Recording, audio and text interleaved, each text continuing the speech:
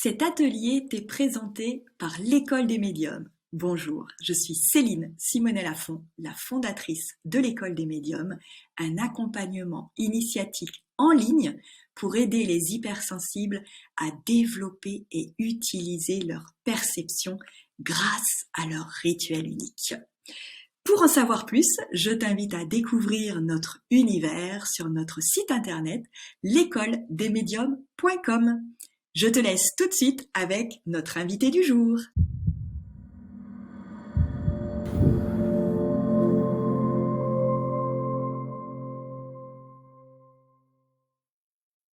Je suis très contente parce qu'en fait ce soir, c'est la première fois que je fais cet atelier avec quelqu'un, je vais être tout à fait authentique avec vous, quelqu'un que je n'ai jamais rencontré en vrai. Donc avec Florent, je le suis sur les réseaux, on a beaucoup d'amis en commun.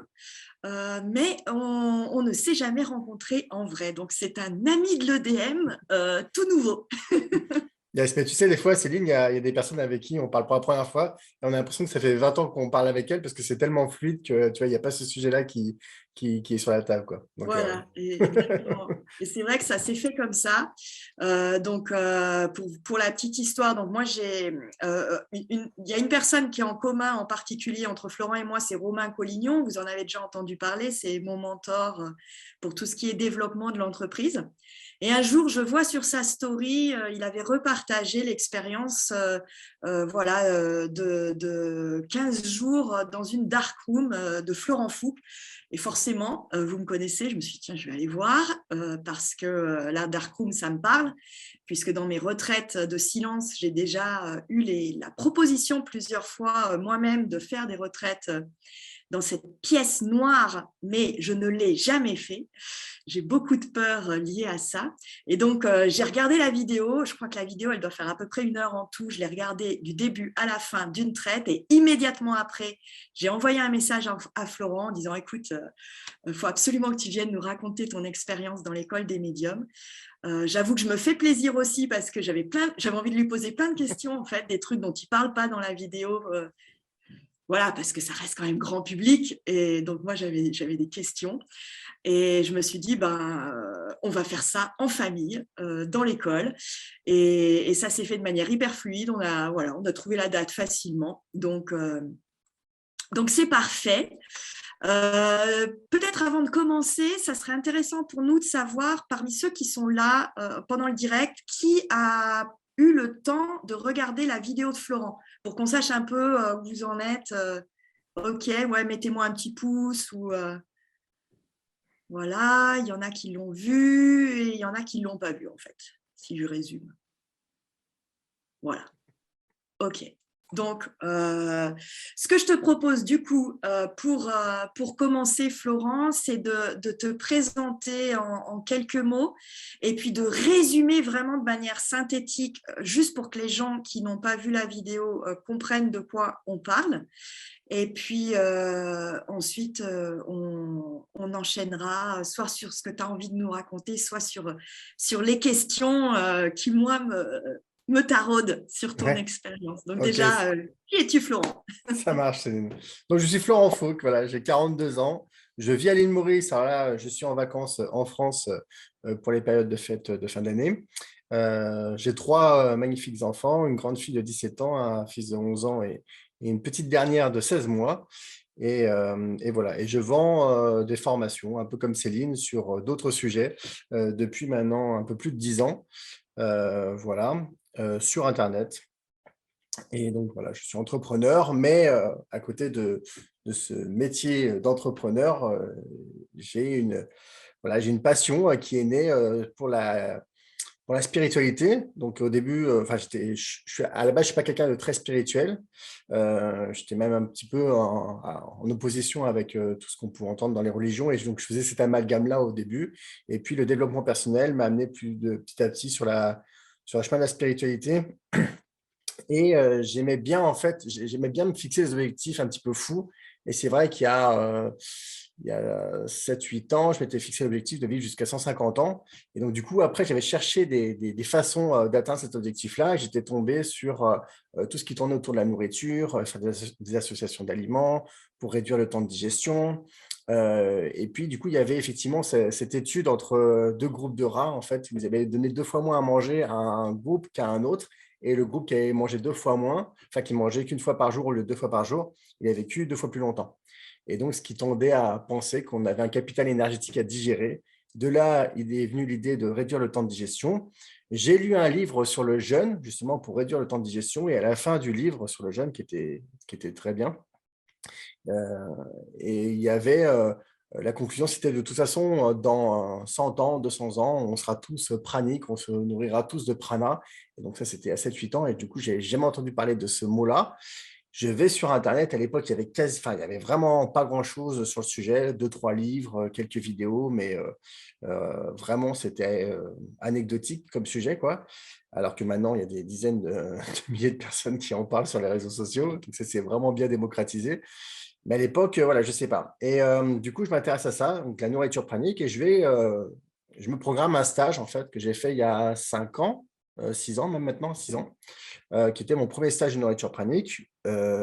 L'idée étant de passer un processus de 21 jours pendant lequel on apprend à son corps à se nourrir de l'énergie et non plus se nourrir de la matière. Et c'est vrai que je vis une expérience assez exceptionnelle. Donc, je fais ça en Italie, dans les montagnes, avec un groupe. Donc, c'était accompagné. Et je me sens mais en forme comme jamais. Et je fais 30 jours sans manger, alors que j'ai jamais été autant en forme de toute ma vie, quoi. On pourra peut-être revenir sur cette expérience-là. Mais ce que j'ai retenu, c'est qu'au milieu de l'expérience, donc je trouvais déjà assez fou en fait de vivre cette expérience de ne pas se nourrir. Il y avait une personne qui est venue et qui disait, moi je sors de 10 jours dans le noir avec un groupe.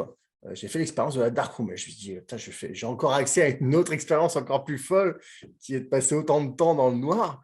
Et à l'époque, ça m'interpelle. Et moi, j'aime bien un petit peu les trucs un peu extrêmes comme ça, les trucs un peu fous qui sont vraiment l'opposé du mainstream, quoi. Et du coup, ça me tente. Il y a une graine qui est posée.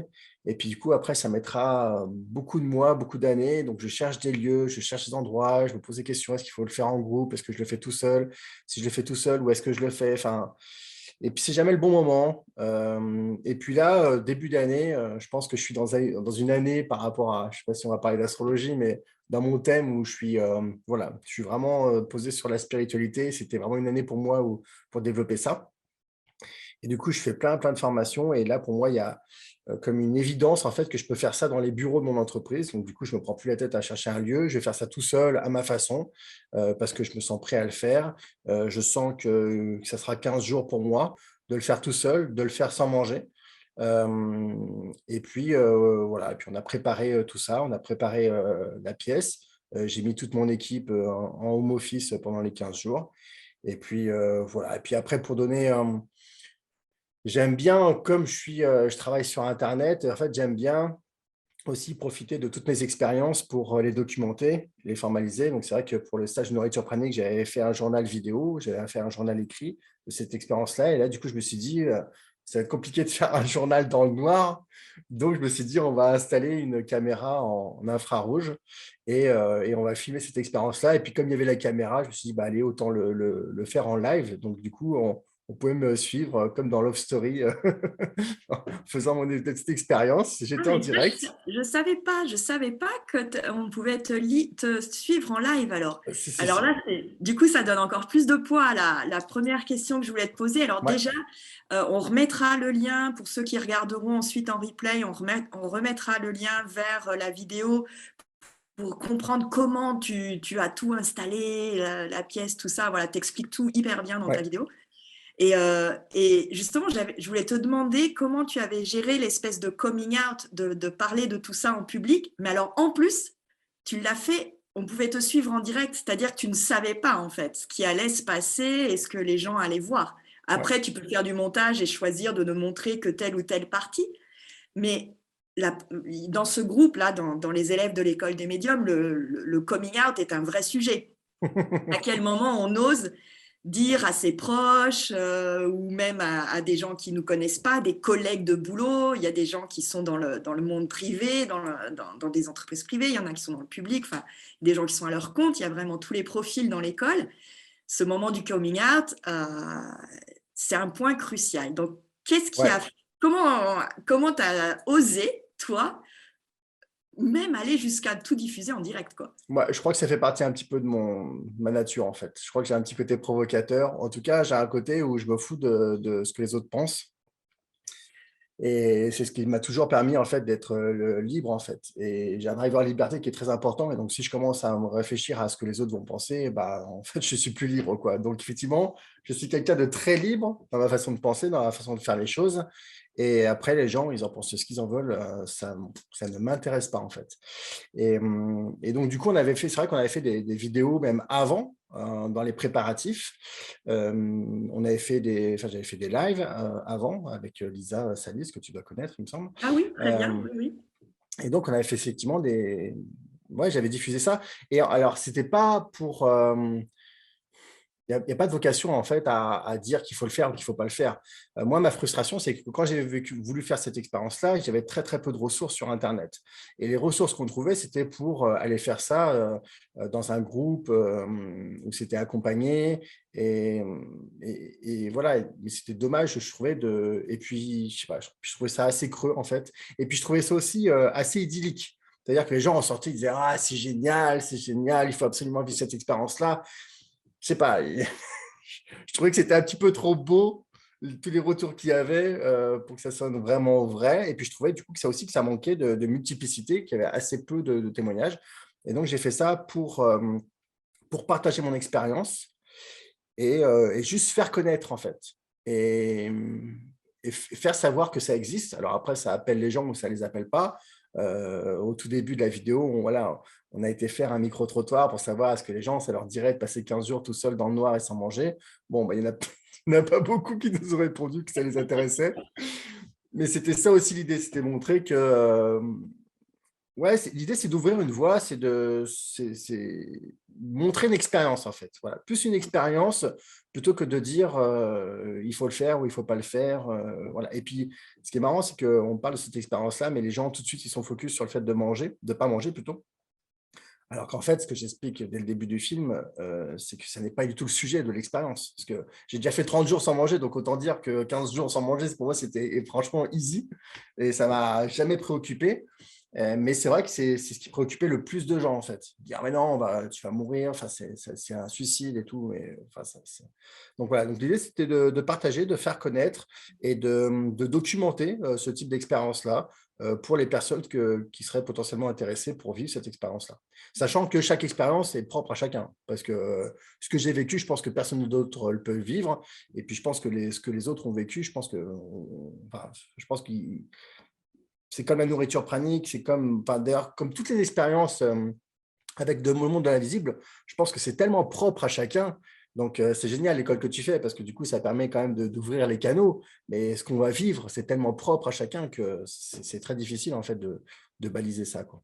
Voilà, oui, on se rejoint complètement là-dessus, puisque dans les 5 cordes qu'on tisse au sein de l'école, il y en a une qui s'appelle justement l'expérience, où j'invite les personnes justement à vivre plein d'expériences, mais sans aucune attente, sans notion de comparaison, sans notion de réussite ou quoi que ce soit.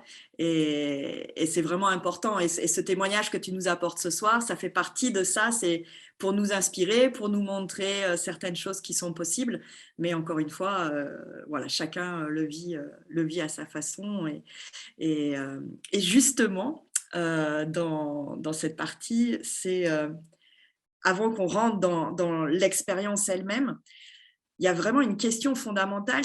Pour moi, c'est qu'est-ce qui t'a poussé à vouloir vivre cette expérience particulière plutôt qu'aller chercher, puisque tu parles tu veux développer ta clairaudience ou clairvoyance, vivre des moments de pleine présence, et tu pourrais chercher à le vivre dans ton quotidien. Qu'est-ce qui t'a poussé à un moment donné à aller vers l'expérience Extrême. extraordinaire, quoi? Déjà, je vais te répondre fondamentalement, je ne sais pas. Je pense qu'en fait, il y a un truc qui m'a attiré là-dedans et je ne sais pas en fait, parce que, enfin, il faut revenir sur Terre, hein, passer 15 jours dans le noir, allez voir la vidéo, vous allez voir, c'est horrible. Je veux dire, il n'y a rien qui peut nous attirer à faire ça. Enfin, je veux dire, il n'y a rien de raisonnable qui peut nous attirer à faire ça. Donc moi, c'est un truc qui me poussait, qui m'attirait et c'est vrai qu'en y repensant, c'est assez incompréhensible. Donc voilà. Alors après, on peut toujours essayer de se rattacher à des trucs ou essayer de comprendre comment on fonctionne.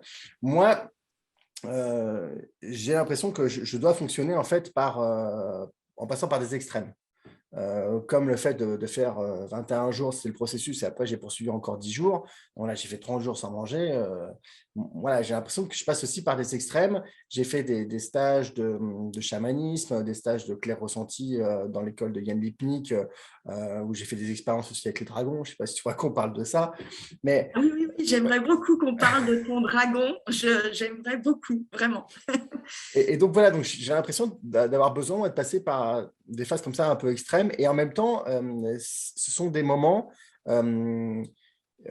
où en fait, c'est facile pour moi de sortir du quotidien. Parce que je suis entrepreneur, j'ai une équipe, j'ai j'ai une famille, j'ai choisi la liberté, et notamment la liberté financière. Donc, je passe beaucoup de temps avec ma famille et mes enfants.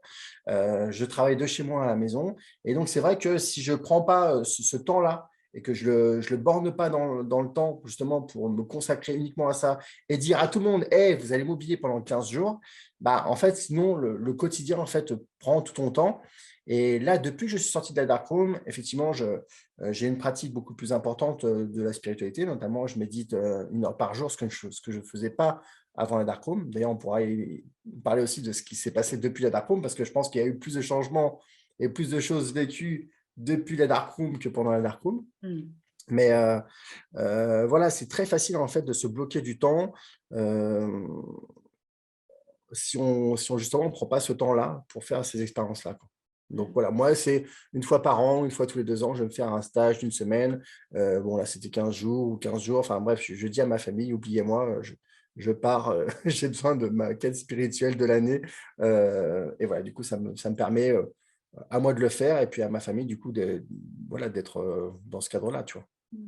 J'aime bien parce qu'en fait, ce que je ressens de ce que tu nous partages, c'est que autant là, il y a eu une expérience, du coup, quand même extraordinaire et on parle de tout ça, mais en même temps, on peut tous y accéder puisque l'idée, finalement, c'est surtout de s'extraire de son quotidien.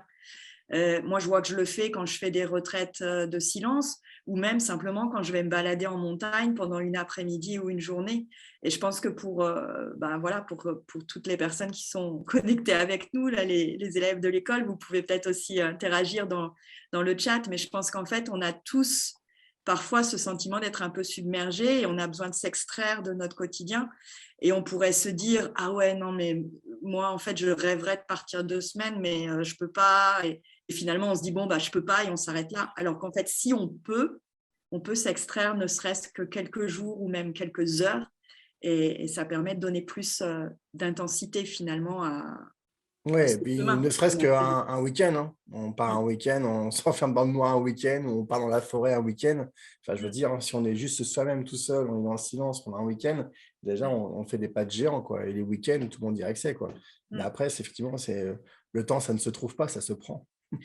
Exactement. Donc, du coup, moi, je suis en train d'organiser la prochaine retraite de l'école des médiums et j'avais déjà eu envie de faire des temps de silence et je me demande si je vais pas faire une dark room, on verra. Ça m'a donné envie de proposer l'expérience. Mais bon, ça nécessite d'être quand même très encadré. Et ça, je voudrais peut-être quand même qu'on dise juste un petit mot là-dessus. C'est que tu t'es pas dit, tiens, je me construis ma dark room et puis j'y vais. Tu as quand même… voilà. Alors, ouais, bon, alors, ouais, enfin, je pense qu'effectivement, je pense que tout le monde ne peut pas le faire. Je pense qu'en fait, il faut arriver à un certain niveau. Voilà, notamment le fait de ne pas manger. Enfin, la plupart de ceux qui font la dark room, ils mangent, hein. Donc, ils se font amener à manger. Il y a des histoires de double porte pour pas qu'il y ait le jour qui rentre. Mais moi, je pense que j'étais assez avancé pour pouvoir le faire comme ça. Après, il y a toute une organisation logistique. Je vous laisserai regarder le film, mais Oui, pour faire ok. rentrer l'air sans qu'il y ait de la lumière qui rentre. Moi, j'avais fait une cérémonie d'entrée, une cérémonie de clôture avec des bols tibétains. Effectivement, j'étais filmé 24 heures sur 24, donc on pouvait me voir. Mais je pense que si ça n'avait pas été le cas, ça aurait été pareil, ça n'aurait pas changé grand-chose. En fait, le truc, c'est qu'à tout moment, je pouvais sortir, hein, parce qu'à tout moment, j'avais les clés et je pouvais sortir. Et d'ailleurs, je savais qu'à un moment donné, si ça me challengeait trop, je n'étais pas là non plus pour me faire souffrir, quoi. J'étais là pour vivre mon expérience, mais pas pour mourir, pour dire les choses très clairement, quoi.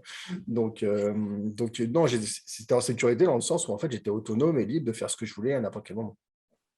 Voilà, donc c'est quand même important de Ouais. poser ça. Moi, j'aimerais bien aussi que tu nous…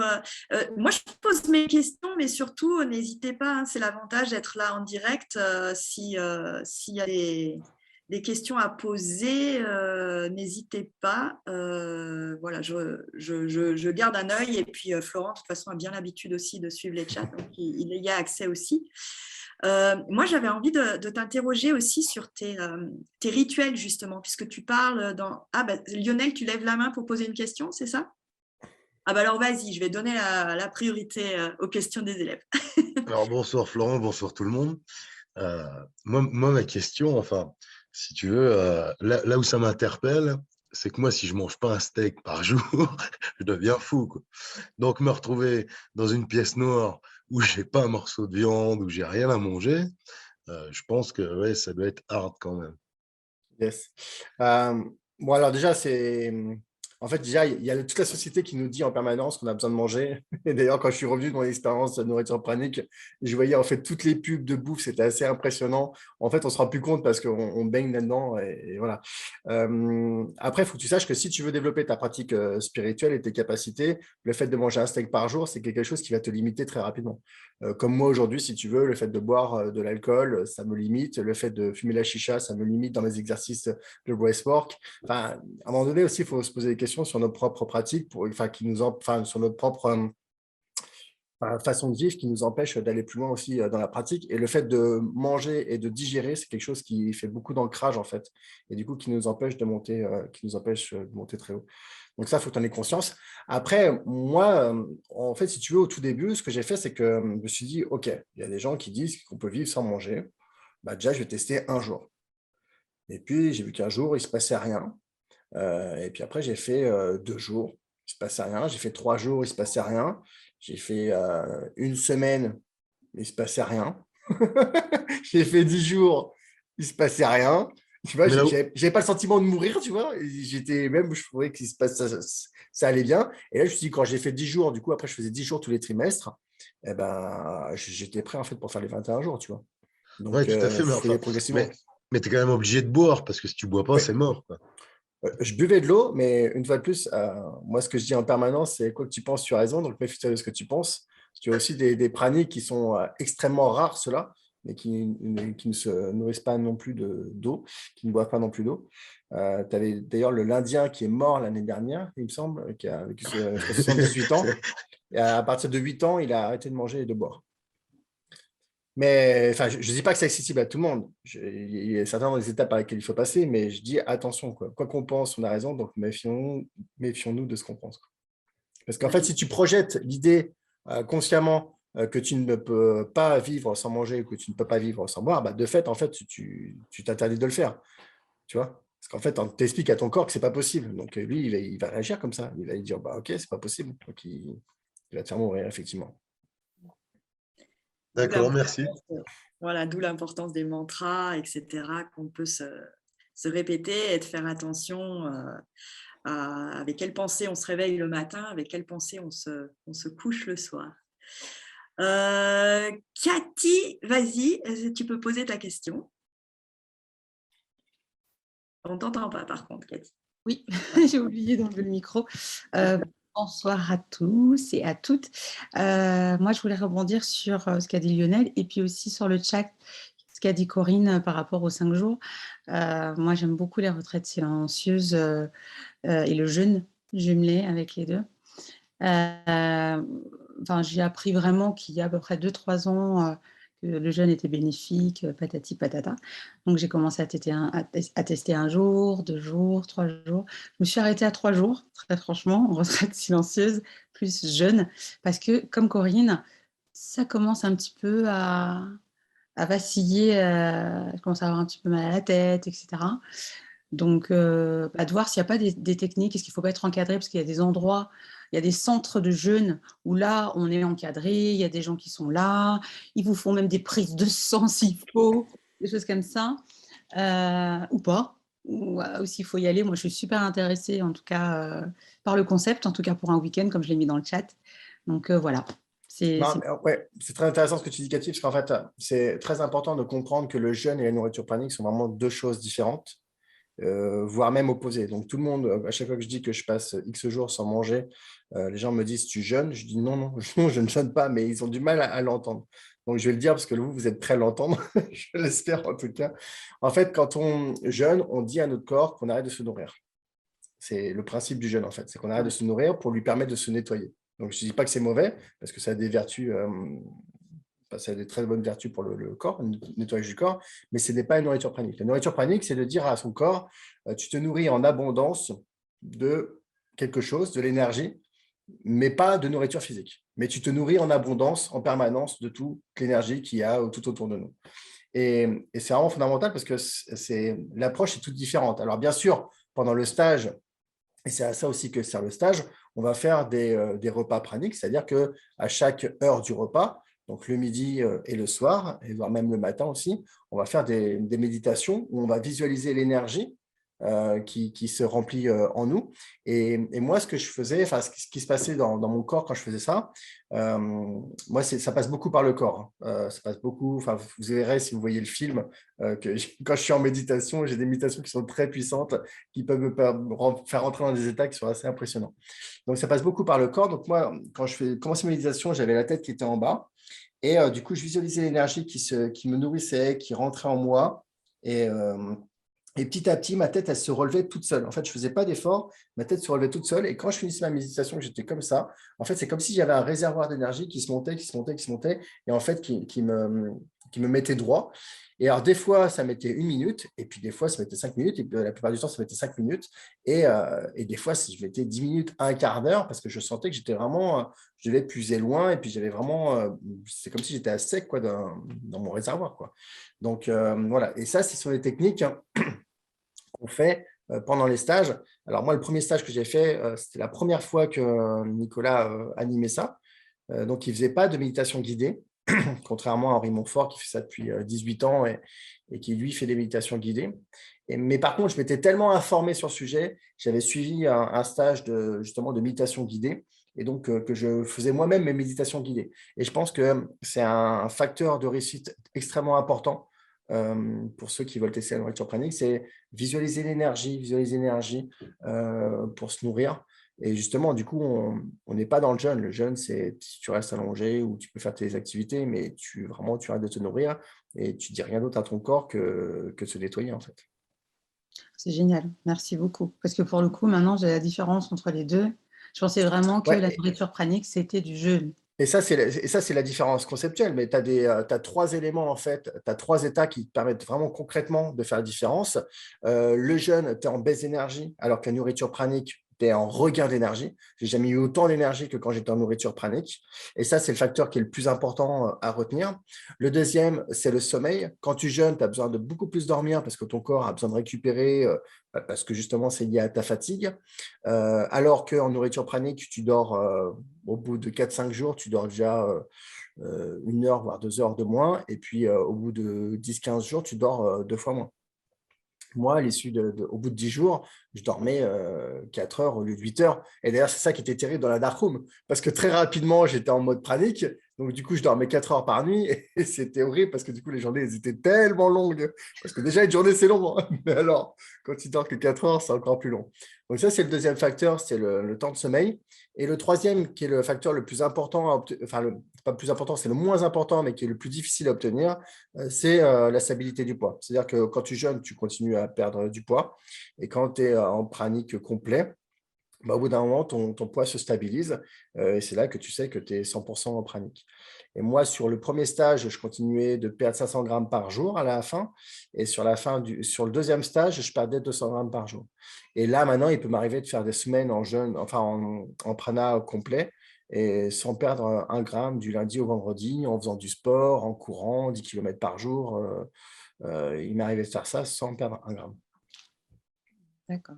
Donc, Et ça, ce sont des éléments qui sont très factuels. Hein. Ce sont 3 critères qui sont très factuels, qui permettent justement de savoir. Donc, à la fin du stage, quand on a 2 sur 3, tu peux aller chercher le troisième. On t'incite on te propose, on te dit, tu peux aller chercher le troisième. Par contre, si tu n'en as que 1 sur les 3, ça veut dire que tu es en jeûne, tout simplement. Et donc, il vaut mieux que tu arrêtes et que tu recommences à manger et que tu referas l'expérience un peu plus tard parce que ton corps n'est pas prêt à écouter, n'est pas prêt à passer sur ce processus-là, quoi. et tu recommandes du coup de faire un stage avant de faire une dark room, du coup. Alors là, en fait, on parle de 2 choses qui sont vraiment assez différentes. C'est-à-dire que moi, j'ai cumulé les 2. C'est-à-dire que j'ai cumulé de la nourriture pranique pendant mon stage de darkroom. Le Ok. concept de la darkroom, c'est de s'enfermer dans le noir. Alors après, c'est sûr que quand tu es en prana, tu accèdes à des capacités qui vont encore plus vite parce que justement, tu n'as pas la lourdeur de la digestion qui vient de t'ancrer. C'est ce que je disais tout à l'heure à Lionel. C'est quand on mange, on s'ancre. Et d'ailleurs, ceux qui ont des capacités exceptionnelles, qui ont une montée de Kundalini, eux, ils sont contents de manger parce que du coup, ça les ramène sur Terre. Donc, il faut prendre conscience de ça. Ça dépend du niveau dans lequel on est. Mais moi, c'est vrai que comme je voulais maximiser en fait mes ouvertures de canaux, de perception extrasensorielle, c'est vrai que je ne mange pas. Et d'ailleurs, quand je fais des stages de chamanisme, quand je fais des stages de clair ressenti, je ne mange pas. Justement, parce que je suis dans cet état-là où je veux… je suis là en fait pour bosser ces perceptions.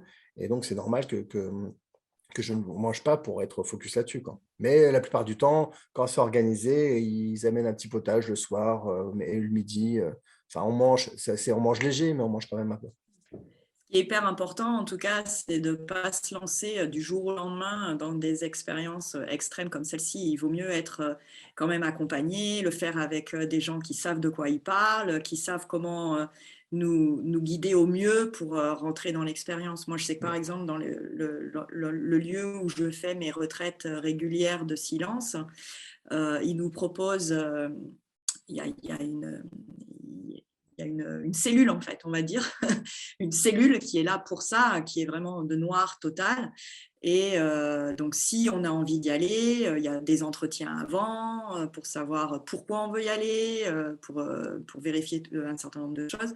On a en effet le choix d'être nourri ou pas. Enfin, il y a pas mal d'éléments. Mais c'est pas juste, je sais pas, je dis n'importe quoi, tu payes X euros et du coup, tu réserves ta nuit dans la dark room et puis tu vas dormir dans la dark room. Non, ça se passe pas comme ça du tout. Et puis c'est un vrai cheminement, ouais. Parce que, tu vois, moi, j'ai fait le premier stage de nourriture pranique, donc j'ai fait 21 jours, après j'ai poursuivi 10 jours. J'ai fait un deuxième stage l'année suivante, ou 2 ans après, de nourriture pranique, cette fois-ci avec Henri Montfort. Donc là, ça s'est passé super bien, mais du coup, j'avais plus besoin de faire ce process en fait pour apprendre à mon corps. Mais voilà. Ensuite, j'ai fait des stages de chamanisme, j'ai fait des stages de clair ressenti. Et en fait, j'ai multiplié des expériences comme ça. Mais là, je ne voulais pas le faire accompagner. Pourquoi? Parce qu'en fait, je voulais vraiment sortir du mental. Et quoi qu'il arrive, quand on est dans des groupes, eh bien, on discute avec les autres et dès qu'on discute, on est dans le mental. Je voulais aussi qu'il n'y ait que du silence. Je ne voulais pas non plus intellectualiser parce que même dans les retraites de silence, il va y avoir des conférences pour vous expliquer en quoi c'est bien le silence, qu'est-ce que ça apporte. Mais tout ça, en fait, ça ne fait qu'alimenter le mental. Et donc, c'est pour ça que je dis que c'est un vrai cheminement parce que moi, c'était après 6 ans. Le stage de nourriture pranique, je l'ai fait il y a 6 ans. Donc là, je me sentais vraiment prêt. Mais après, vraiment avoir beaucoup, beaucoup évolué, beaucoup, beaucoup avancé, j'ai aussi développé des capacités de soins à distance. Je communique beaucoup avec les esprits de la nature. Dès que je vois un arbre qui est mal en point, je vais lui faire un soin. Enfin, en fait, j'avais beaucoup quand même développé de ma pratique. Je savais me libérer des entités, ce que je ne savais pas faire il y a 5 ans. Donc, je savais qu'en cas de problème, j'étais capable quand même de me libérer de ça. Donc, j'avais quand même développé pas mal de capacités qui me permettaient d'y aller en toute autonomie, en fait. Et justement, je ne voulais pas être attaché à un groupe. Il y a aussi un certain problème dans les groupes, c'est parce que quand on est le plus avancé du groupe, on n'est pas dans le bon groupe, en fait. Et c'est vrai que quand on avance, et je le dis vraiment en toute humilité, hein, je n'ai pas envie de me mettre en avant, mais j'ai fait beaucoup de choses. Et donc, c'est vrai que des fois, je me retrouve dans des formations où les gens ils sont en permanence en train de dire « Ah, mais là, j'ai peur, je suis en train de pleurer, j'en peux plus, c'est trop dur, ça me challenge. » Mais je suis tellement loin de ça, et pour moi, c'est tellement, je sais pas, la personne a besoin de vivre son expérience, mais du coup, je me sens pas élevé quand j'entends ce genre de vibration. Et voilà, moi, je fais les choses en plus dans la joie, même quand je me retrouve dans le noir, vous verrez, quand je suis au fond du trou, là, je rigole en fait de la situation tellement c'est.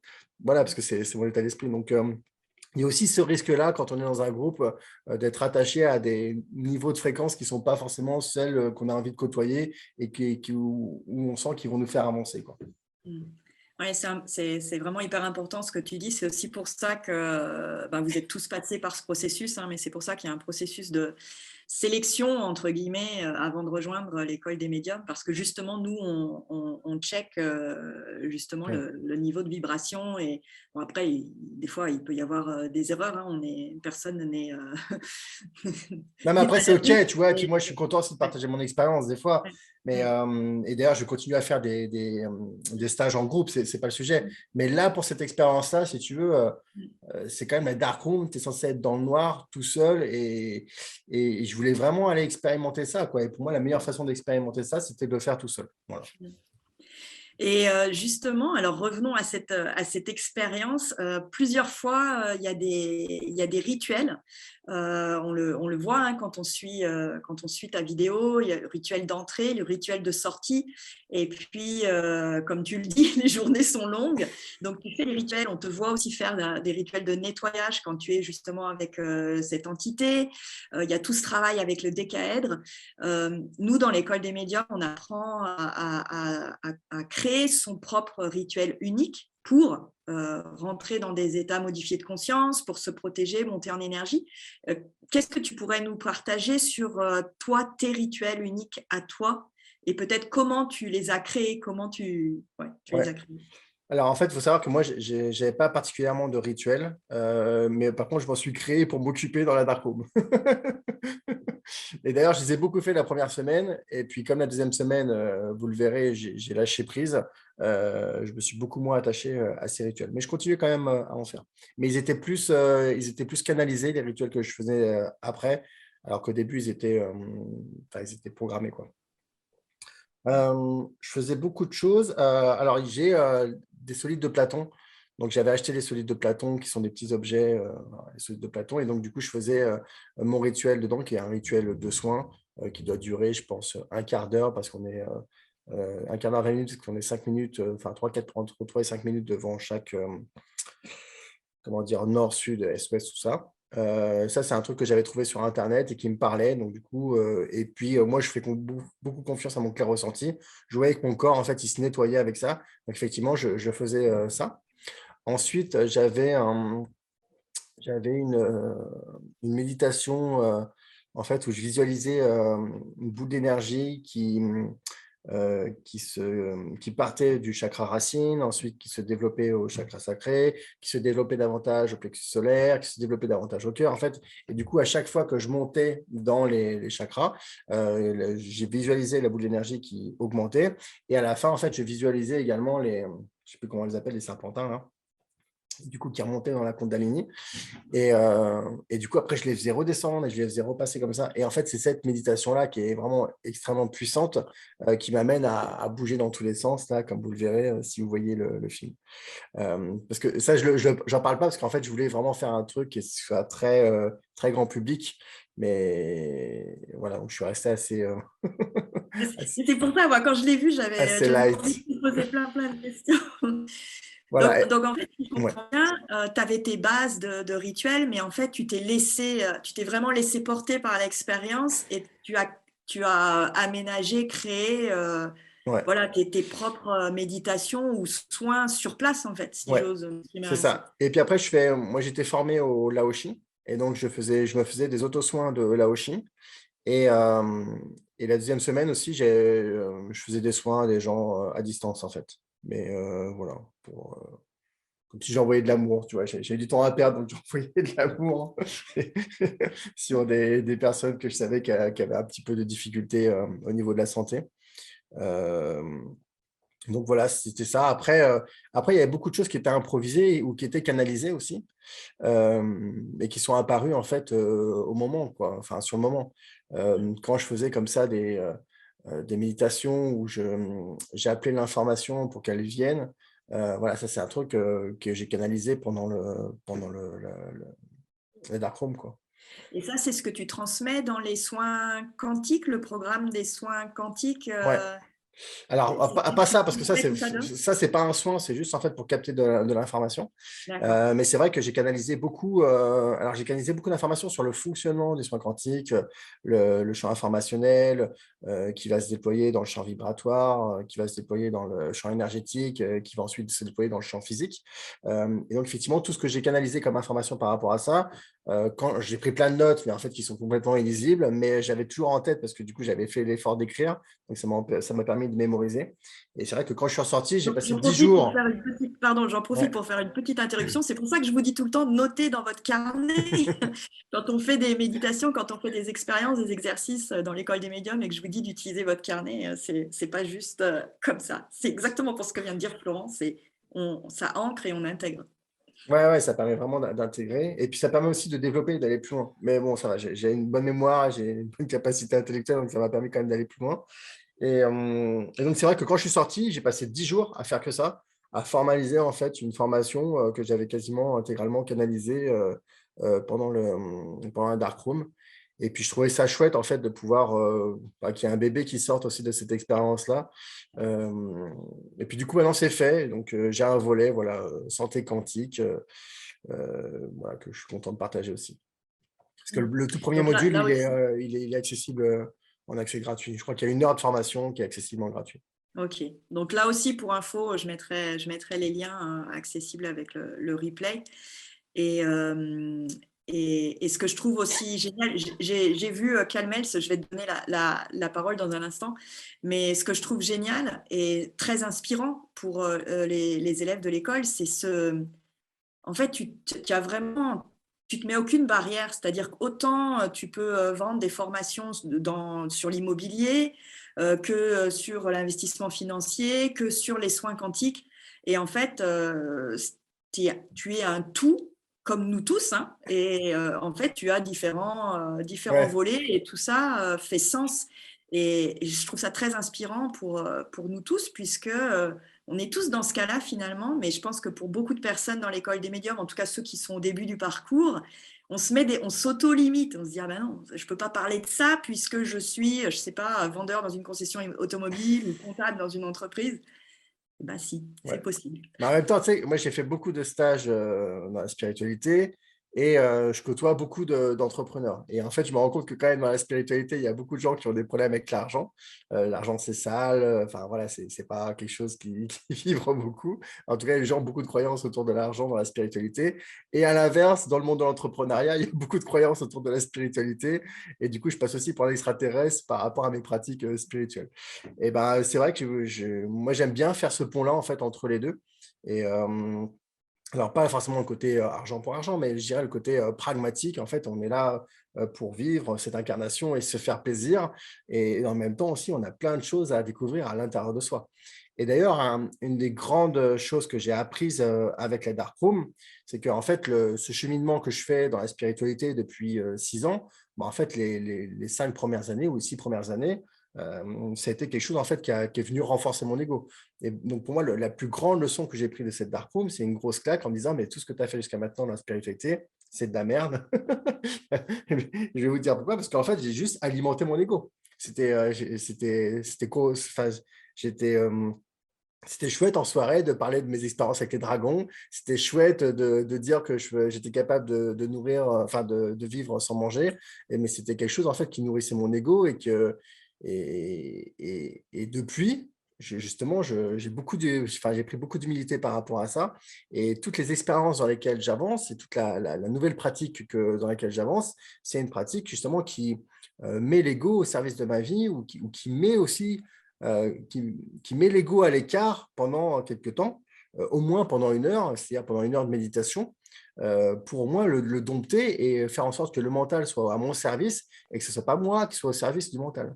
Et donc, ce que je trouve aussi sur lequel, enfin, le warning que j'ai envie de donner, tu vois, sur toutes les formations qu'on peut trouver dans la spiritualité, c'est qu'en fait, souvent, elles viennent renforcer notre ego. Souvent, elles viennent nous dire, ah bah tiens, ouais, je vais développer des capacités pour scanner les gens, pour les soigner, pour faire du magnétisme et tout ça. Et quand on fait ça, je pense que c'est intéressant de se poser la question, mais pourquoi on le fait, quoi? Est-ce qu'on le fait, voilà, qui est-ce qu'on nourrit quand on fait ça? Est-ce qu'on nourrit notre ego ou est-ce qu'on nourrit quelque chose qui est plus vertical? Je sais pas. Je vous pose la question. Ah, Ou je vous merci. laisse avec la question. Merci beaucoup, Florence. Et ça me touche beaucoup que tu insistes sur ce point. On est bien connectés Ouais, là-dessus. parce que je veux dire, Alors, moi, j'ai plein de questions. Pardon? non, juste pour clôturer là-dessus, en fait, je dis ça parce que ces derniers mois-là, j'ai vraiment vécu des moments de grâce. Et tu vois, où j'étais face à la mer. Moi, je fais beaucoup de sun gazing, où j'ai beaucoup, enfin, tous les matins, je me lève à 5h30 pour aller, enfin, même à 5h pour aller voir le lever du soleil. Et, et ce moment de contemplation où justement l'ego n'est pas là, en fait, laisse place à des moments exceptionnels que l'ego ne peut pas vivre, en fait. Parce que là, Florent Fou qui disparaît, le père de famille disparaît, l'entrepreneur il disparaît. Et d'ailleurs, c'est assez particulier ce sentiment où on est face à la mer, face au soleil qui se lève et on n'est rien et en même temps il y a quand même quelque chose, enfin une espèce de grand vide mais qui est rempli de quelque chose qui est assez impalpable. C'est très proche de l'éther et j'ai vécu des moments de grâce où je me mettais à pleurer ou je ne savais pas ce qui se passait, c'était ni de la tristesse, ni du bonheur et tout, parce que ça, du coup, c'est relié à de l'ego. Donc, c'était très pur, en fait. Et ces moments-là, j'aurais jamais pu les vivre avant, parce qu'avant, j'étais, bah, tiens, je vais vivre une nouvelle expérience, tiens, je vais aller développer une nouvelle capacité. Et même, d'ailleurs, la Dark Room a été quelque chose qui était très lié à mon ego. C'est, tiens, je veux le faire parce que ça me challenge et que, voilà, Mais, voilà. Et du coup, c'est pour moi la plus belle leçon que j'ai tirée, ça m'a ouvert à ça, alors qu'en fait, ce n'était pas ça que j'étais venu chercher, quoi. Parce que justement, j'étais venu chercher le développement de mes capacités, de clairvoyance, de clair ressenti, alors que j'ai déjà des capacités qui sont déjà extrêmement développées. Et je pourrais m'en suffire, tu vois. Mais non, j'ai besoin d'aller développer plus. Mais pourquoi? Pour qui? Mais je comprends pourquoi j'ai eu envie de t'inviter, en fait, puisque vraiment, au début, je me suis dit, mais quand j'ai commencé à regarder la vidéo, j'y suis allée en me disant, ah oui, encore une de ces personnes qui va chercher. Des fois, j'appelle ça le saut à l'élastique de la spiritualité. Bon, maintenant, c'est le saut en parachute. Enfin, c'est plus trop à la mode, mais ce genre de choses. Il y a beaucoup de personnes, en fait, on a l'impression qu'il faut faire le saut à l'élastique ou le saut en parachute, aller à Toulouse, faire tout un tas d'expériences, j'en sais rien. Et je me dis, il y a un côté comme ça. Et au début, quand j'ai regardé ton expérience de la Dark Room, j'y suis allée avec ce filtre-là. Je me suis dit, oh, encore un qui va faire l'expérience plus. Et en fait, je ne savais pas trop pourquoi, mais je pense, moi, c'est au moment où tu as eu au moment où tu as cru que c'était fini et en fait, ce n'était pas fini. En regardant ta vidéo, moi, à ce moment-là, j'ai senti ouais, voilà, je vois qu'elle se fait hoche la tête. Il s'est passé quelque chose, moi, dans mon corps, quand j'ai vu ce moment-là. Et je me suis dit, waouh, ça y est. Il y a un truc comme ça, quoi. Et je pense que c'est à ce moment-là que l'envie est venue pour moi de discuter avec toi. Parce que c'est comme si la première partie, ouais, bon, on est dans le show. J'assume très clairement que Ouais. j'ai longtemps été un touriste spirituel. Et après, on l'est tous à un moment ou à un autre. On a tous envie aussi de faire toutes ces expériences. Hein. Mais je trouve ça très beau, ce changement qu'il y a à ce moment-là. Et du coup, je vais peut-être donner la parole à Calmels, parce que comme je la vois hocher la tête, c'était peut-être sur ce sujet-là que tu voulais interroger Oui, Florent. en fait, oui, initialement, pas trop, mais là, ce que j'entends, ça me parle énormément. C'est-à-dire, quand j'ai vu le sujet, je me dis, voilà, c'est quoi encore ce gadget? Bon, sachant que c'était par le biais de Céline, j'étais quand même rassurée en me disant, il y a forcément un intérêt. Et puis, quand j'ai vu l'expérience, je me suis dit, bon, et franchement, le fait de pouvoir te suivre, c'était vraiment très instructif. D'abord, je salue vraiment ta pugnacité et puis cette authenticité-là qui ressort vraiment, cette spontanéité, cette joie d'exister qu'on sent aussi vraiment dans le film, c'est un vrai bonheur. Franchement, ouais, je voulais saluer l'effort parce qu'au départ, je me suis dit c'est un gadget et puis non, vraiment, on se rend compte de cette humilité et à un moment donné, quand tu perds la notion du temps, c'est tellement souffrant pour nous aussi de se dire mais comment il peut faire 15 jours, ça doit être terrible. Donc, au départ, ma question, ce n'était pas ça, mais je tiens vraiment à le saluer parce que je suis complètement en accord avec ce que j'entends et de ce que je perçois. Bravo pour ça. J'ai deux questions. La première, on te voit quand tu fais tes méditations, tu es vraiment en vibration, en transe. J'aimerais savoir ce que tu ressens dans ton corps, si tu veux bien nous le partager. Et une autre question, tu as une vision à un moment donné où tu parles des oiseaux. Comment ça se passe visuellement? Est-ce que tu peux nous en dire un petit peu plus? Ouais. Alors, sur le clair ressenti, c'est quand mon corps il vibre comme ça, il faut comprendre qu'en fait, à tout moment, je peux l'arrêter. C'est-à-dire que je ne perds pas le contrôle de mon corps quand il se passe ça. Il n'y a pas quelqu'un qui vient à ma place pour prendre possession de mon corps. C'est pas du tout ça. C'est l'énergie qui vibre dans mon corps et mon corps vibre avec l'énergie. Et à tout moment, en fait, je peux sortir de ce mode alpha pour revenir en normal et reprendre le contrôle. D'ailleurs, une petite anecdote, j'avais été voir un acupuncteur et il me met les aiguilles et puis il sort de la pièce, il me dit ça va durer un quart d'heure, je reviens dans un quart d'heure. Donc il sort de la pièce et dès qu'il ferme la porte, moi, mon corps se met à bouger dans tous les sens. Mais je suis habitué à ça. Moi je dis bon bah ok, donc ça fait partie de l'expérience, je laisse bouger mon corps. Un quart d'heure après, le gars revient et là, il est tout effrayé en me voyant convulser sur la table. Et là, il prend des aiguilles, il me les perce partout, il me remet une, ça fait super mal. Et là, il me dit, mais ça fait combien de temps que vous êtes comme ça? Je lui dis, bah, depuis que vous êtes sorti, pourquoi il ne fallait pas le faire? Et donc, le gars, je crois que c'était la première fois qu'il voyait quelqu'un bouger comme ça. Quand je vais voir mon médecin à moi, c'est un magnétiseur. Quand je vais le voir, à chaque fois, il éclate de rire parce que voilà, je bouge beaucoup. Mais c'est comme ça. C'est juste c'est une capacité que j'ai développée. Je ne sais même pas comment ça a apparu. Enfin, si, ça a apparu justement au premier stage de nourriture pranique. Il y a une personne qui était venue passer un CD de chamanisme, de musique chamanique, et mon corps avait vibré comme ça pendant tout le long, et c'est un truc que j'avais découvert à ce moment-là. D'ailleurs, pour le stage de nourriture pranique, c'est quelque chose qui m'a vraiment beaucoup nettoyé. On pourra en parler, mais j'ai vécu des choses assez bluffantes, et je pense que pendant ce stage-là, j'ai eu beaucoup de nettoyage qui m'ont derrière permis en fait de justement développer toutes mes capacités extrasensorielles que j'ai aujourd'hui. Après, sur effectivement, cette vision que j'ai eue sur les oiseaux, c'est vrai que c'était quelque chose d'extrêmement poétique, d'extrêmement beau, et ça n'a pas duré longtemps, mais c'était tellement vrai, et ouais, c'était chouette. Après, je ne peux pas en dire beaucoup plus que ce que je raconte déjà dans le film, mais c'est vrai que c'était un cadeau d'expérience, en fait. Euh, et je pense que j'avais besoin de ces petits cadeaux-là pour maintenir mon intérêt aussi. Parce qu'en fait, bon, ça dure peut-être 30 secondes, hein. Donc, sur une journée, la journée continue quand même à rester longue. Mais c'est vrai que c'est, je sais pas, c'est comme une petite piquousse qui nous dope quand même pour la suite en disant, bon, il y a quand même des choses à vivre, donc vivons-les, quoi. Et c'est vrai que c'était chouette, et je pense que je garderai toujours cette image-là en tête, parce que c'était tellement beau, et en même temps, c'était irréel, donc je voyais bien. Et encore aujourd'hui, je suis incapable de dire en fait si c'était une perception que j'avais ou si j'ai déliré.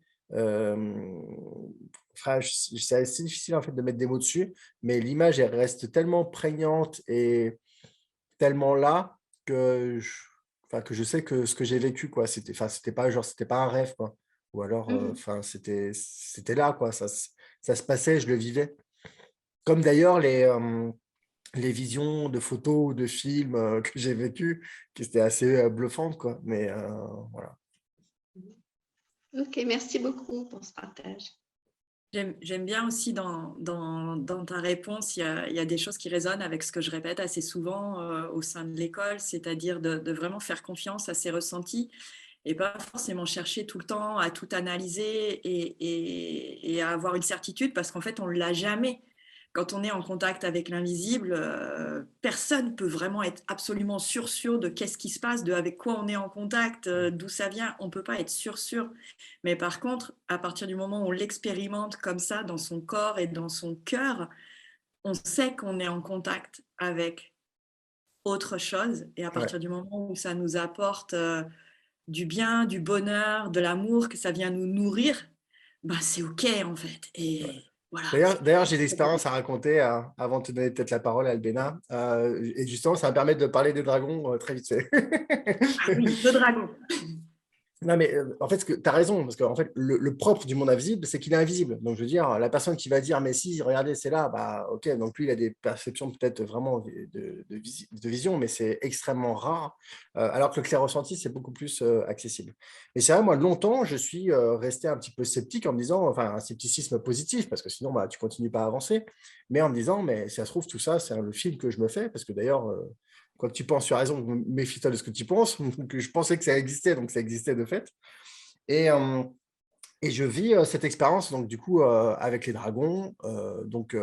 En clair, pour la faire courte, je fais un stage des gardiens de la Terre avec l'école de Yann Lipnik, qui est beaucoup sur le clair ressenti. On va dans des lieux qu'on va nettoyer, notamment un champ de bataille, et puis on libère des entités qui étaient des entités de diverses, on appelle ça aussi des présences dans l'école de Yann Lipnik, parce qu'on différencie les polarités négatives et positives. Je ne vais peut-être pas rentrer là-dedans aujourd'hui.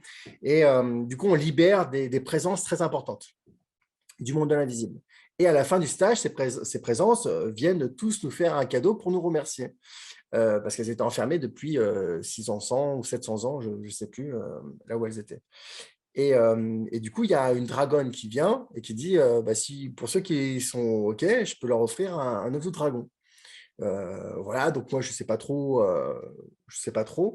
Je fais appel à mon guide et par clair-ressenti, je lui pose la question. Et en gros, il me dit que oui, c'est OK pour moi, ça peut me faire avancer de prendre un œuf de dragon. Je dis oui, donc du coup, je lève la main. Moi, je veux bien. Et là, je sens mon ventre qui se met à grossir et hop, et après qui revient. Comme s'il y a vraiment un truc qui était rentré dans mon ventre. Et puis après, c'était revenu à la normale. Et du coup, je m'étais retrouvé avec un œuf de dragon. Voilà. Donc, j'étais censé le porter sur moi. Et puis, il se trouvait que 3 mois après, j'avais le deuxième stage de nourriture pranique. Et le deuxième stage de nourriture pranique avait lieu en septembre. Et du coup, je pars en vacances avec cet œuf de dragon sur moi. Et je vais voir des amis vers Bordeaux qui, eux, sont aussi là-dedans, beaucoup dans le clair ressenti et qui ont aussi des capacités. Et là, ils me disent, mais est-ce que tu es sûr que tu n'as qu'un œuf? Je fais, bah non, je suis sûr de rien. Elle me dit, bah teste. Donc, du coup, je teste en clair ressenti. Et en fait, j'en ai 2. J'en ai pas qu'un seul, j'en ai 2 sur moi. Et elle me dit, est-ce que tu es sûr qu'il n'y a qu'un seul dragon dans chaque œuf? Et je dis, bah non. Elle me dit, bah alors teste. Donc, je reteste. Le premier œuf, il y a effectivement un dragon qui m'est dédié, enfin, qui était fait pour moi. Et puis, j'avais un deuxième œuf avec 2 dragons à l'intérieur de celui-ci. Et celui-ci, en fait, j'étais juste le porteur. Et du coup, après, par canalisation, j'ai su à qui je devais les amener. Et il y avait une amie qui était proche de moi, et puis il y avait une autre personne que j'allais retrouver au stage de nourriture panique. Mais tout ça, quand on est en clair ressenti et qu'on est dans le monde invisible, on se dit c'est notre petite histoire, nous on y croit, on ne demande à personne d'autre d'y croire, mais il y a quand même une petite voix quand même derrière notre tête qui nous dit, bon, il y a quand même une probabilité que tout ça, ça soit quand même un peu fantasque. Et puis, on rentre justement de la plage avec ses amis et dans la voiture, ils me disent, mais Florent, avec tout ce que tu fais sur Internet, ta capacité à faire du marketing, à présenter les choses, à les diffuser, tu devrais parler de ça pour faire connaître ça. Je dis, bah, franchement, je ne vois pas comment je pourrais aborder le sujet. Je ne sais pas du tout. Enfin, moi, j'ai l'impression d'être tout petit dans le monde de la spiritualité. Je fais mes petites expériences, c'est mon petit plaisir comme ça, mais je ne vois pas par quel bout je pourrais le prendre pour communiquer là-dessus. Elle me dit, bah, par exemple, tu pourrais parler justement de ces expériences que tu vis. Au moins, partager ces expériences. Elle me dit, par exemple, moi, quand j'avais mon œuf de dragon, je ne pouvais plus manger d'œufs parce que dès que je cassais des œufs pour faire une omelette, j'avais un mauvais sentiment. Et là, j'étais en train de conduire. Et alors là, je me mets à avoir mal au ventre et je me mets à pleurer, mais pleurer. Et là, mon Jérôme qui est à côté de moi, il dit, ah, mais là, tu as envoyé un mauvais message. Et en fait, quand elle parlait de casser des œufs, moi, je visualisais dans ma tête comme la dernière fois, j'ai cassé un œuf, la dernière fois, j'ai fait une omelette. Et donc, du coup, en bas, ils l'ont entendu, quoi. Et donc, du coup, ils ont flippé, quoi. Ils se sont dit, putain, il veut nous casser, il veut casser les œufs et tout. Et là, j'étais en train de conduire, on était en train de parler. Il n'y avait aucune raison que je me mette à pleurer. Il n'y avait aucune raison que j'ai ce flot émotionnel qui vienne, que je sois mal, que j'ai envie de vomir. Il n'y avait rien qui amenait ça. Et là, pour moi, c'était le déclencheur de dire, OK, là, il y a quelque chose. Je veux dire, ce n'est pas moi qui ai créé ça. Là, il y a quelque chose qui est là. Et une fois de plus, je demande à personne de me croire. Par contre, moi, je sais ce que j'ai vécu. Et je sais que ce jour-là, c'est le jour où j'ai su que ce que je vivais, c'était vrai, ça faisait partie de ma réalité à moi. Alors, ça ne fait pas partie de la réalité de tout le monde, mais ça fait partie de ma réalité à moi. Voilà. C'était la petite anecdote pour… C'est joli cette phrase-là, ça fait partie de ma réalité et c'est OK si ça ne fait pas partie de la réalité de tout le monde, mais ça fait partie de ma réalité. Et je pense que tout ce que vous vivez tous, là, les uns et les autres, au sein de l'école et dans vos expériences, et puis ceux qui regarderont le replay, pareil, souvent, on a peur d'en parler aux autres, ou alors on en parle et comme les autres nous renvoient des messages de « mais t'es complètement perché » ou « tu dis n'importe quoi » ou « mais ça n'existe pas », ben, en fait, ça nous renvoie à leur réalité à eux. Mais c'est vraiment toute l'intention que je mets dans l'école, c'est vraiment ça, c'est de se recentrer sur nos propres perceptions Ouais. et ce qu'on vit à l'intérieur de nous. Et du coup, voilà, j'aime bien ta façon de le dire. Si c'est notre réalité, c'est OK. Et le plus tôt on l'accepte, le plus tôt on vit le mieux avec ça. Et le plus tôt on peut ensuite l'utiliser pour avancer avec bonheur dans sa vie. Parce que autant que je sache, ton dragon, il est né, il est sorti de son œuf. En tout cas, Et oui. on m'en a parlé. Donc, du coup, effectivement, pendant le stage de nourriture pranique, un soir, je rentre chez moi parce que du coup, j'étais à côté, j'étais pas loin de chez moi. Donc, je me suis permis de faire des allers-retours chez moi pour voir ma femme et mes enfants. Et c'est vrai qu'un soir, je rentre et j'ai mal au ventre. Et en fait, du coup, je me dis, bon, bah, c'est sûr, ils ont mangé devant moi, j'ai vu de la bouffe, donc c'est ça qui me fait mal au ventre. Et en fait, j'ai eu mal au ventre, mais toute la nuit. Et le lendemain, je retourne au stage, sur le lieu du stage. Et là, en fait, j'ai le message comme quoi j'en ai plus qu'un œuf. Et en fait, et l'autre, du coup, le dragon était resté à la famille pour les protéger. Et j'avais le deuxième œuf qui devait encore éclore. Donc, j'avais accouché du premier œuf et j'ai eu bien, bien mal. Alors, pas autant que je pense qu'une femme qui accouche, hein, on s'entend, mais c'était très énergétique comme douleur. Mais voilà, effectivement, j'ai accouché de l'œuf de dragon. Mais pour revenir sur ce que tu disais, moi, ce que je dis souvent, c'est que la réalité n'existe pas, en fait. Il n'y a que des perceptions de la réalité. Donc, en fait, à chacun avoir sa perception. Et d'ailleurs, moi, je ne rentre jamais dans les débats de qui a raison, qui a tort. Et c'est pour ça que je ne supporte plus les débats à la télé, parce qu'en fait, ils restent toujours sur leur position et ils ne font jamais l'effort d'écouter la perception de l'autre. Mais voilà, la réalité n'existe pas, il n'y a que des perceptions. Donc, chacun a la sienne par rapport à son vécu, par rapport à ses expériences, par rapport à son éducation, par rapport à sa culture. Enfin, bref, tellement de dimensions. Mais on a quand même des réalités communes, des perceptions communes qui sont d'ordre culturel, le langage qui nous permet de communiquer. Donc, c'est à ça qu'il faut se rattacher quoi, pour avancer. Et puis de manière très naturelle, on connecte en fait avec les gens avec lesquels on a une réalité commune. Et il y a ces communautés qu'on crée comme ça, virtuelles ou réelles, et voilà les liens qui se font. Comme je vois que l'heure tourne, Albena, peut-être tu peux poser une des dernières questions. Oui, du coup, bonsoir tout le monde. Moi, juste avant de poser ma question, je voulais juste dire à Florent qu'il fait partie des personnes qui ont contribué à me remettre d'un burn-out que j'ai fait en 2019. Et j'ai commencé à m'intéresser à l'immobilier pour justement la question de la liberté financière. Donc, lui et d'autres personnes voilà, font des personnes qui m'ont aidé à me relever. Et du coup, ça m'a fait vraiment très bizarre de voir cette vidéo de la Dark Room à l'école des médiums. Je me suis dit, waouh, c'est pas possible, c'est un signe, quoi. C'était forcé, je devais m'inscrire à l'école des médiums. Je retrouve encore Florent ici et ça me fait bizarre, quoi. Voilà, c'était pour la petite anecdote.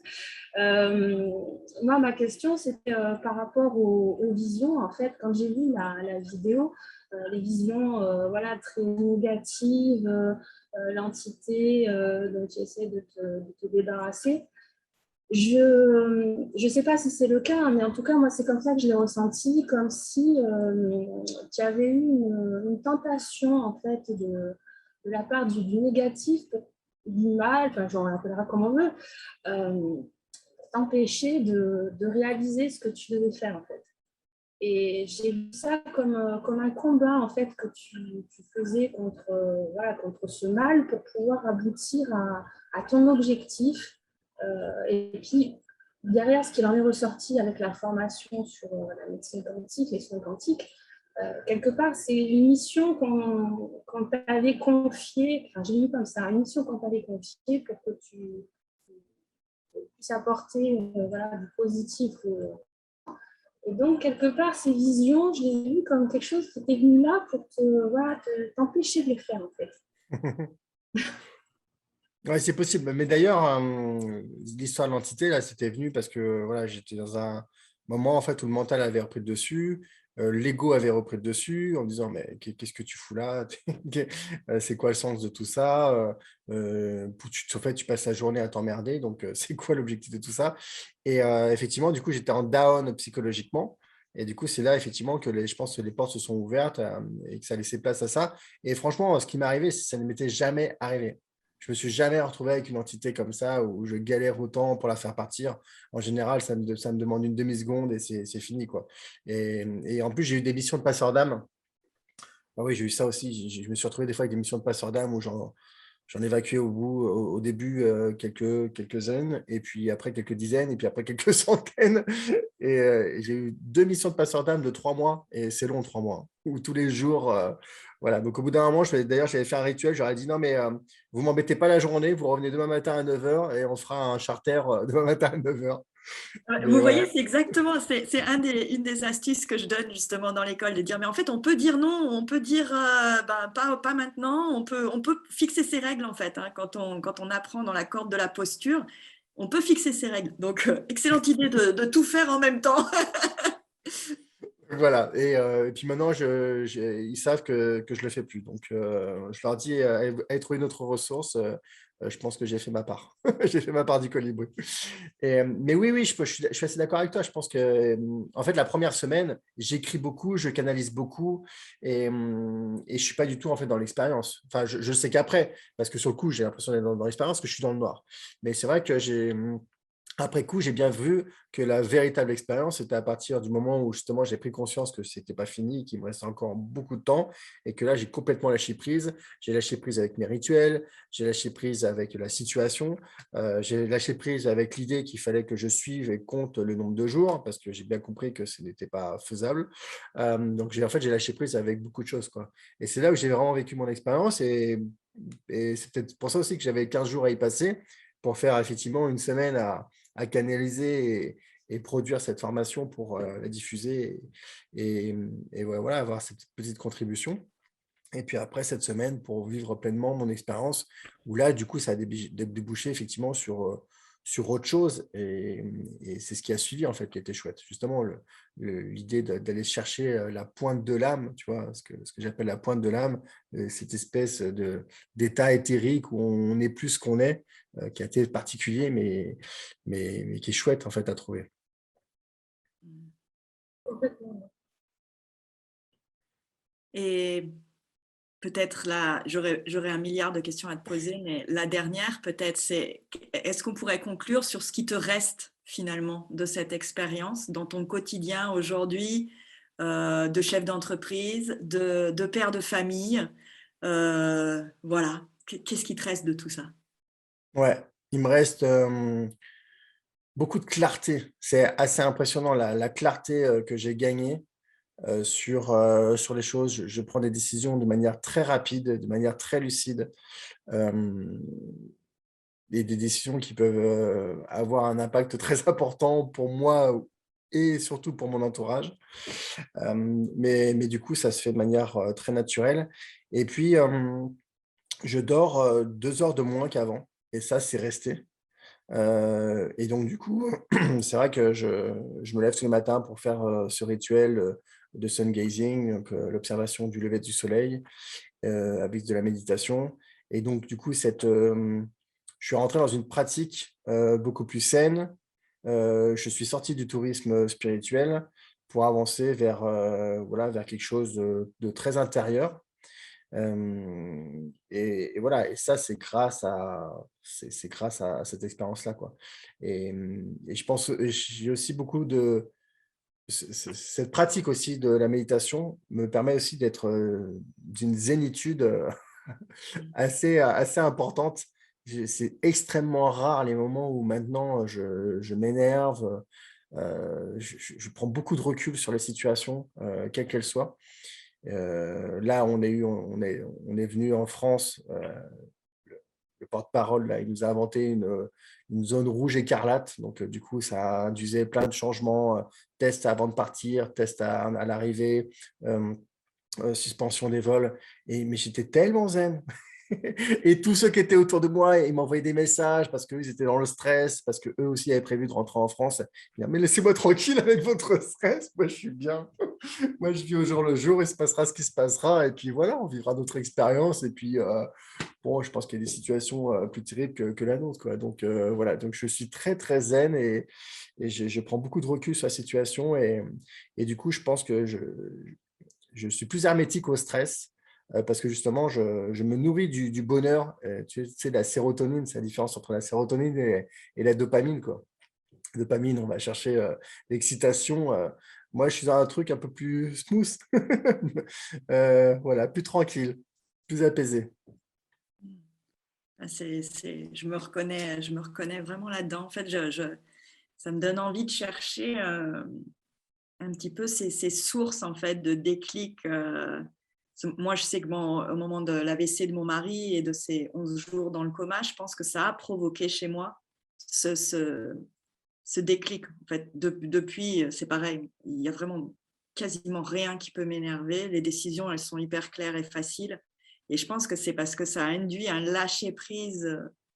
Parce qu'à un Ouais. moment donné, on touche cette frontière en fait, entre la vie et la mort. Et je me demande si finalement ce que tu as vécu, je ne suis pas en train de faire une analyse de comptoir, hein, mais je ne sais pas, ça me fait penser à ça. C'est comme si tu avais vécu un petit peu cette frontière en fait, au moment où finalement tu t'es rendu compte qu'il restait encore la moitié à faire. Et comme si à ce moment-là, il y avait j'arrête tout ou je continue cette frontière. Un peu comme quand on est en montagne. Moi, j'habite en montagne, donc quand on marche sur la crête, en fait, on est Ouais. ni à gauche ni à droite, on est sur le fil. Et Mais tu ça, sais que par rapport à ça, enfin, moi, je pense vraiment que le cheminement spirituel, c'est un cheminement qui nous amène à apprivoiser la mort, en fait. Tu sais, plus j'avance et moins j'ai peur de la mort. Et alors après, on verra le jour où j'y serai confronté. Mais euh, j'ai vraiment l'impression de vivre des états, tu vois, où des fois, la perception que j'ai aujourd'hui de la mort, c'est je m'endors et puis,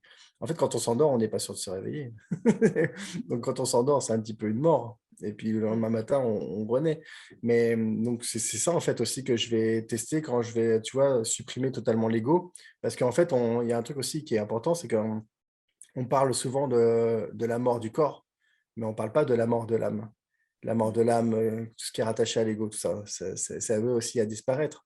Parce qu'on nous parle de réincarnation pour se faire plaisir, mais euh, quand la réincarnation se fait ou quand il y a une nouvelle incarnation, parce que je parlerai peut-être plus de nouvelle incarnation que de réincarnation, bah, l'ego d'avant, il a disparu, quoi. Il est mort. Voilà. Donc, est-ce qu'on est prêt aussi à entendre ça? Est-ce qu'on est prêt à accepter la mort de l'âme?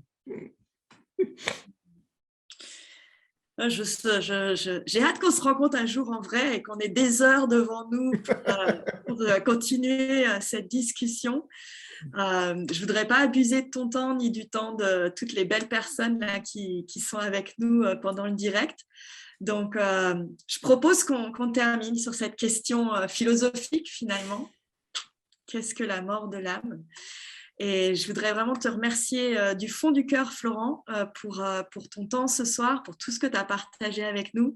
Et j'ai l'impression qu'on a, voilà, on a ouvert une porte là. Et puis, je suis sûre qu'on sera amené à continuer à être en contact et à apporter aussi d'autres choses. Et dites-nous, vous pouvez peut-être aussi ouvrir vos micros si vous avez envie au moment où on se dit au revoir, si vous avez envie de partager aussi. Et Ouais. voilà, envoyer Je tout voulais te votre dire aussi, amour. Céline, que c'était un grand plaisir de partager tout ça.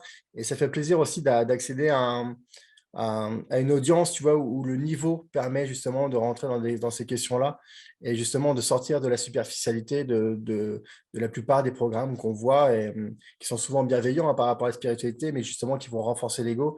Et moi, je trouve ça chouette, tu vois, d'avoir une audience à laquelle on puisse ouvrir ces portes-là, quoi. Donc, merci de m'avoir permis cette occasion-là, quoi.